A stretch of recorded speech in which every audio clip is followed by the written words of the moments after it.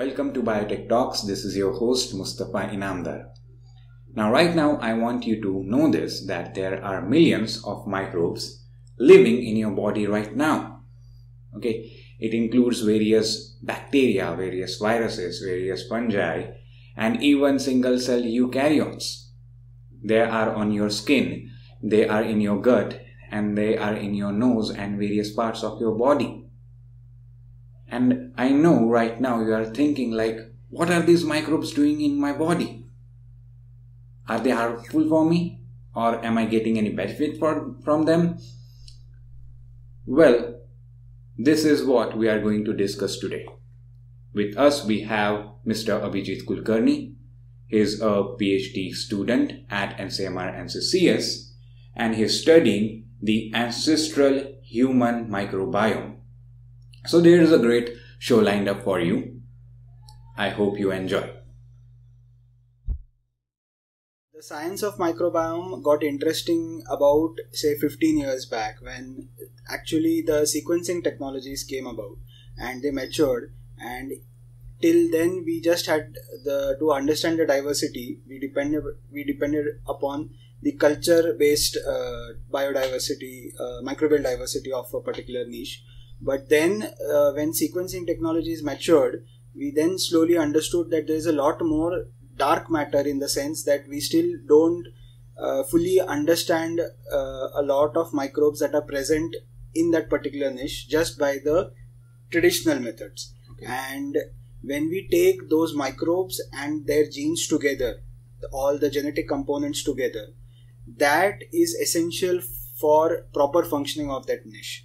And that is how the term microbiome actually, the science of microbiome came about. This was coined by Joshua Lederberg, who is a great scientist in himself, and he used it to address the problem that when we understand the human host, we still don't know a lot, because although we knew that there are a lot of microbes present within the human body and on the surface of the human body, but there is still a lot to understand.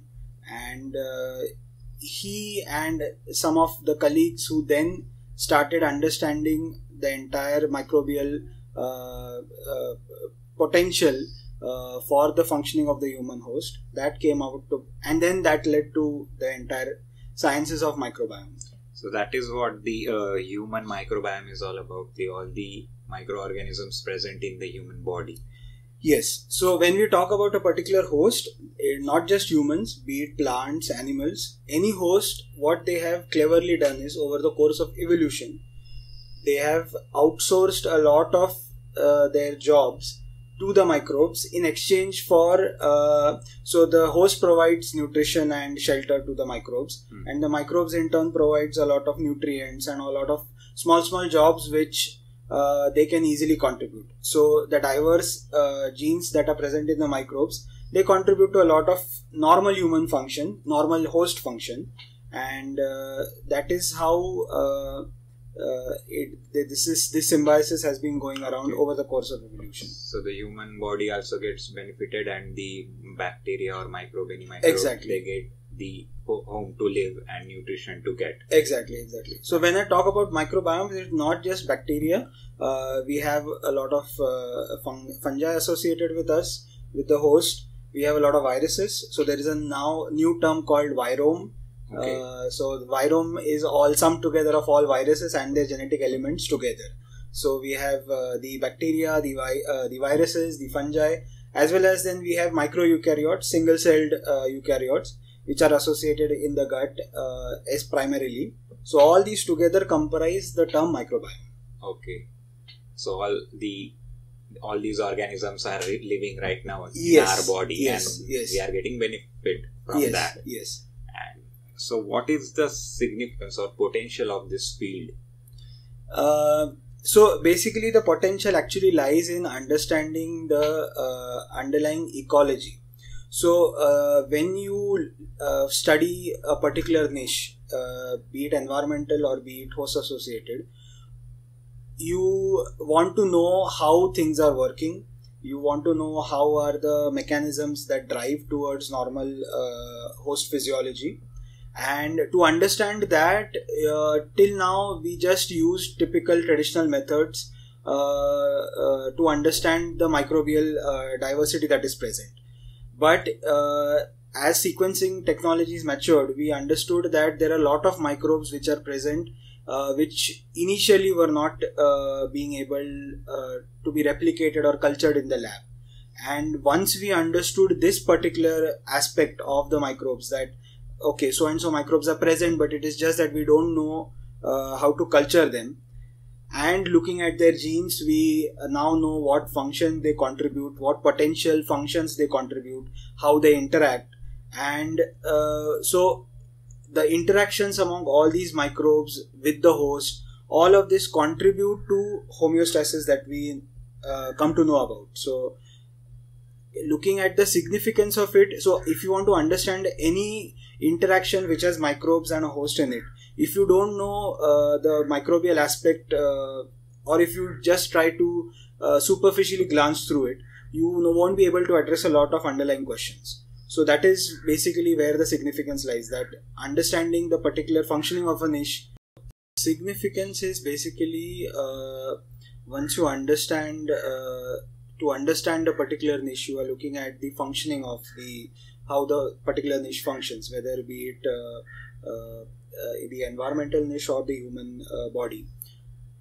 So if you know the functioning, and for the functioning, if you know how microbes are interacting with the host, how they are contributing towards the physiology and homeostasis of the host, then you can actually understand the mechanism and thereby also later on modulate that in any particular kind of say a dysbiosis condition. A dysbiosis is basically a shift from the normal microbial diversity that is present.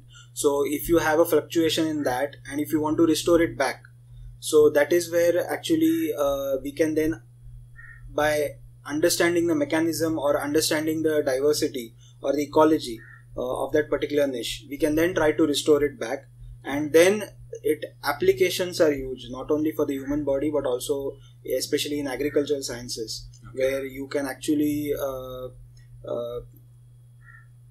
especially now that we are growing out of traditional chemical fertilizers and pesticides, we can now employ microbes to do a lot of those stuff, and then we can have a better yield. And this is more like a eco-friendly or more sustainable method for this. Okay, so whether it is agriculture or human medicine or human exactly, you need to see whether the natural microbes which were present already are working efficiently or not. Yes, that is what application can be. One of the potential applications and another significance also comes about is when you want to so one of the potential applications and one of the most sought out areas for this particular field currently that this field is looking for is how we can supplement the current traditional drug therapy with microbial therapy. Okay. So that not only do we reduce the dependence on the drugs,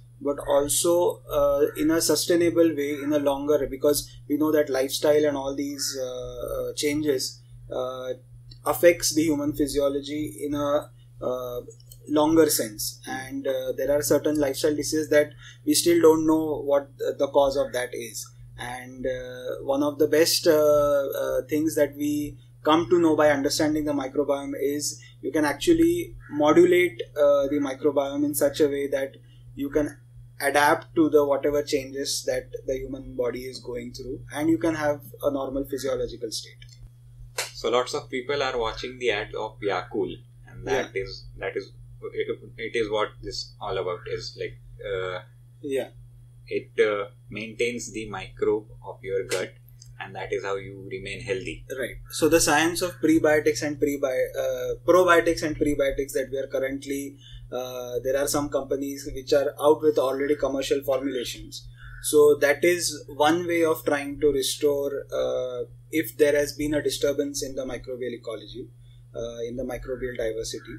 And there are much more promising therapies that are coming. That because still now we are still at the very edge of understanding this the entire contribution of microbes to the human body. Okay. And we now know that especially for digestion related issues, we can actually introduce certain microbial species which are helping to digest a particular kind of ingredient, or probably has been lost because the person has undergone chemotherapy or drug therapy, especially antibiotics, and then using these prebiotic foods or probiotic supplements, then you can try to restore it naturally as best as you can. So this is the future. Like in future, if I am having a digestion problem, right, then somehow I will ingest a microbe which will go there and solve that problem for me. So instead of a microbe, I would like to course correct in the sense that instead of one particular kind of microbe, if you know what your microbial diversity was before a particular problem, or generally has been, so right, like we do routine blood tests or routine regular tests that we go and do in diagnostic labs. Okay. If we can also understand, okay, what is my microbiome today, and then if something happens to me, or later on, this I'm talking probably 20-30 years ahead, okay, but if I want to now get back to my original microbial diversity state, then I can actually add a consortium of microbes.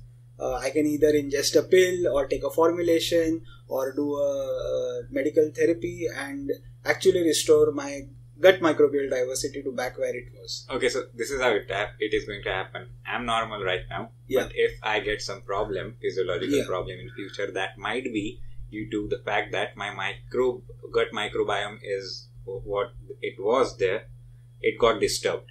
Yes. And to restore now, I will use that information, right, and I will restore my microbiome, human gut microbiome, and then I will be normal again. Exactly. So, believe me or not, but there are actually now microbial biobanks which actually store your stool samples as well. Okay. So, especially for treatments where you are undergoing chemotherapy in cancers, or if you are suffering from, say, certain diseases like tuberculosis, where you are taking heavy dose of antibiotics for a long time. Oh. So, this is bound to change because antibiotics in general, a lot of many a times they are broad spectrum, and to treat a particular disease or to avoid secondary infections, humans generally tend to ingest a lot of these antibiotics, and then we have a disturbed condition in the gut, and later on if you really want to restore it back, you can actually go to a bank, ask them to deliver your own stool samples back, have a medical person formulate it for you, and in different kinds of form, whether it's in pill or indirectly as a supplement, or you actually make a new consortium and get it as a commercial supplement. So all these things are possible in the near 20-30 years. Okay, and every human being has a different microbiome, gut microbiome. Yes. And so that is the reason you need a bank to store yours. Exactly. So like we like the genetic composition, we also have a microbial composition which is individual specific. So just to tell you about this, so these microbes have been evolving with us over the course of millennium. Not only just right from humans have started interacting with the environment. All hosts that interact with the environment, they have these microbes that change according to whatever changes that the host is going through. So the microbiome, especially the gut microbiome, it is responsive to your geography, to the climate that you are living in, to the diet that you have, to your ethnicity. So all of these things contribute to the composition of the microbiome. Okay. So not only your genes, but also all of these things together determine your individual specific microbiome. Okay. So if I have to understand, say, the microbiome of people, say Caucasian population. So Caucasian population is mostly European population. So then because their climate and their geography, they all are similar, I can probably say that okay, they have similar kind of microbiomes. But if I have to comment on a Caucasian person, the microbiome of a Caucasian person and that of an Asian person, it's going to be definitely different, because not only the ethnicity, because they look different. Those two populations, they have different feeding habits. Their diets are completely different. They live in different geographies. The environment that they interact with is different. So all of these will be different. So then microbiome is actually population specific, you can say. Okay. So we generally observe this, right? If a Indian man goes somewhere around the world and Right. then he's eating something and he's having some problems, Exactly. one of the reason for that might be this, Yes. that he is having a different microbiome, Exactly. and those microbes are not suited for that particular food Right. which he is eating. So the science is still growing, and this is one of the most interesting questions that people are trying to solve, because migration is something, any kind of migration, whether it's across the continents or whether even there's a rural to urban migration. Any kind of migration entails that there is a shift in geography, there's a shift in diet, but as long as you allow the microbes some time to adapt to the changes, it should normalize in a while. But there are cases where continuous changes to your due to your lifestyle or due to your work ethics or whatever, all of this might lead to a dysbiotic microbiome. So now, due to changing lifestyles or due to changing work habits, a lot of migration happens, not only in rural urban, from rural to urban, or even for studying, especially across continents, across geographies. So although you may work healthy or you are eating healthy, but if the changes are too rapid and too consecutive, then it may land up in a dysbiotic microbiome. And it's interesting because people are trying to understand what constitutes a healthy microbiome. But we know that it is individual specific, but even in individual specific, what constitutes for a population as a healthy microbiome, and how you can best try to resolve this particular flux. Okay, so this might be a startup idea. If you are traveling a lot across the world, Yes, then take this microbes, they will keep you healthy. exactly. So there are a lot of startups which are coming up across the globe. So once you understand the composition of the microbiome, once you understand which members play what role, then you can actually look at therapies which are population specific, individual specific, group specific, family specific. And then there are startups which are doing such kind of services where they are actually like a diagnostic service. You can actually go and get your microbiome sequenced, and they to some extent can recommend what, if you are not eating healthy, or if certain microbes are going down, or if certain microbes are going up, if certain beneficial microbes that you should have, either you can modulate your diet to get them back, or you actually have them as supplements. So all of these things are actually coming up. How interesting is this? Like before 30-40 years, nobody Yes. knew this, and this is a large part which contributes to human health, and now Exactly. it is discovered and it is going in all directions. Exactly. So after 2000, when actually the the entire human genome was sequenced, people thought that okay, we have understood the human physiology, or we have understood the human body.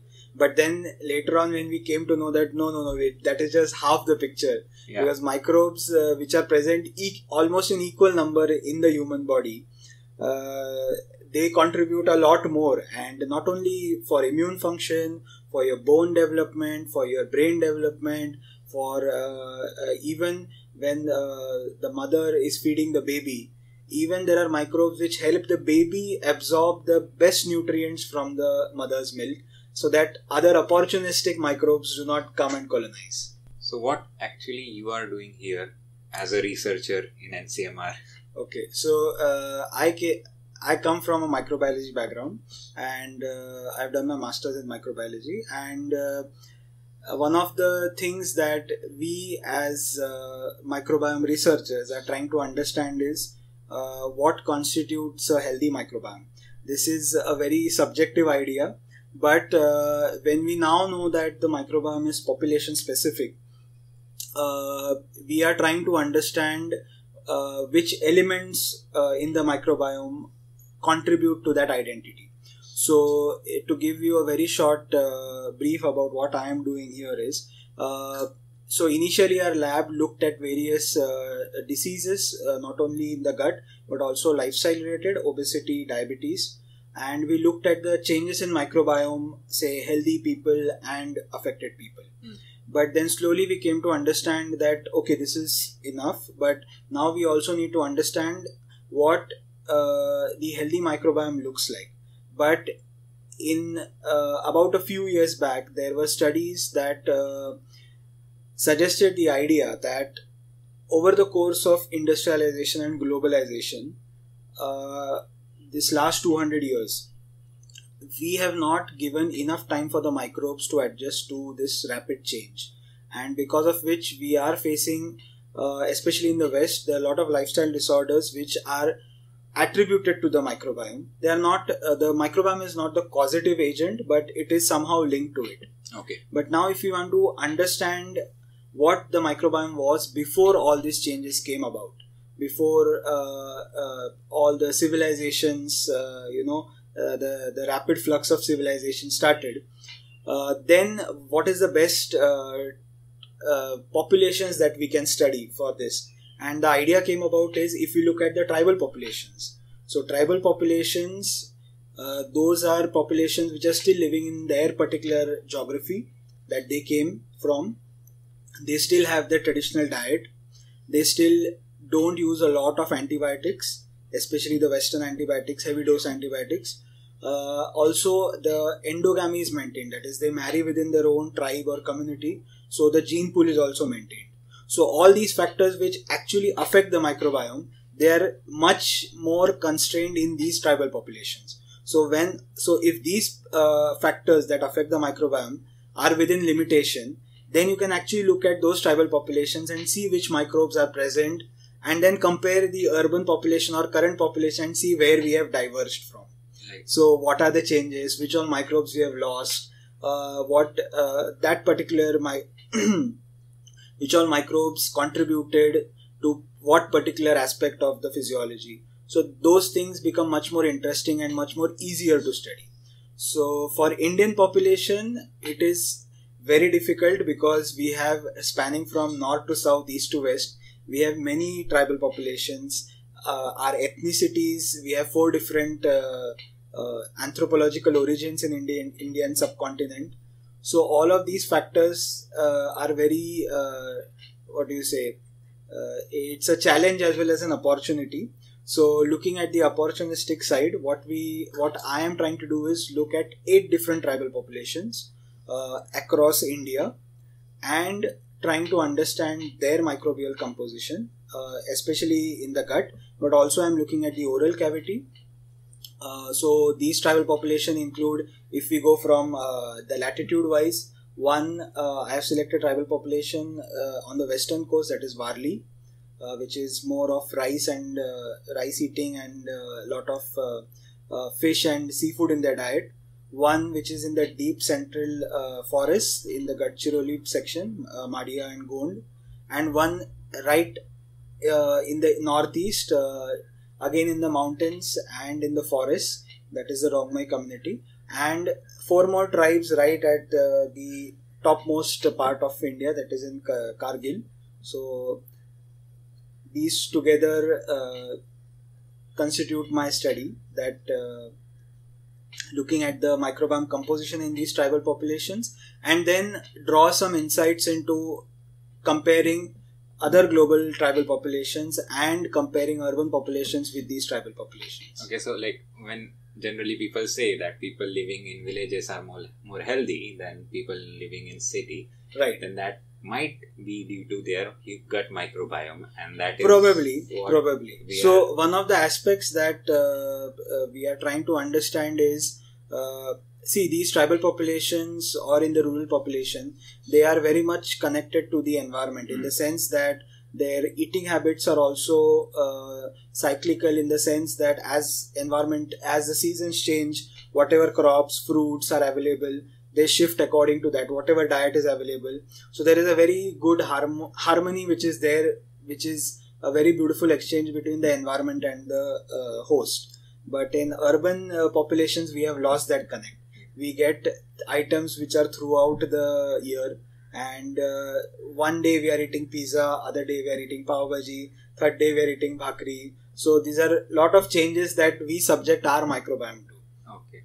So this is what it is. Like, this is what the basic thing about your study is. You are trying to compare the gut microbiome or the overall microbiome of the people living in villages, in natural habitat. Yeah, tribal populations.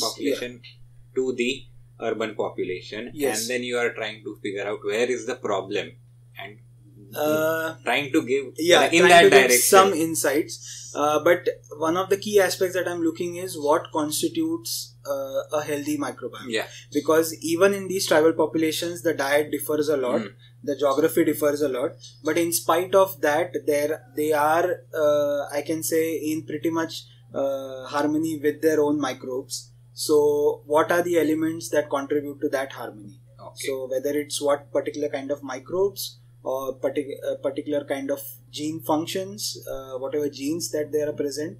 So the biodiversity as well as the functional potential. I'm looking at both aspects. Definitely we can draw some insights from my study, but one big study that we are actually started in our lab is looking at certain populations, not just tribal, but other endogamous populations which are there in India. And although my sample size was small because it was kind of an exploratory study, we are doing this on a much larger scale because there's a lot of variation within the population as well.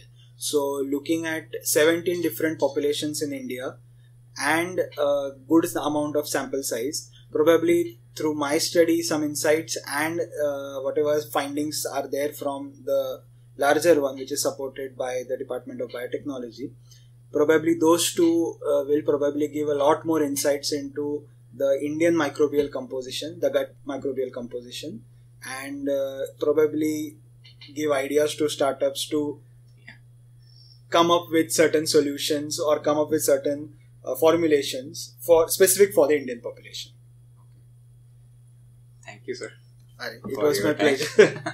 It was really interesting to know this, and one of the most interesting thing that I found in whole this conversation is that even after doing that human genome project, yes, we are still lacking lots of information about the human physiology, and now it is very difficult because every human has a different microbiome, so you cannot have that one information like you have about human genome. Right. And that also gives a lots of opportunity or lots of projects, like you select a particular population and study exactly. what their human gut microbiome is all about. And for microbiome sciences, it is not just microbiologists that are required. We require geneticists, we require bioinformaticians, we require people who understand population, we require people from anthropology background, we require people from molecular science, molecular biology. So all of this together actually are contributing to the development of this science.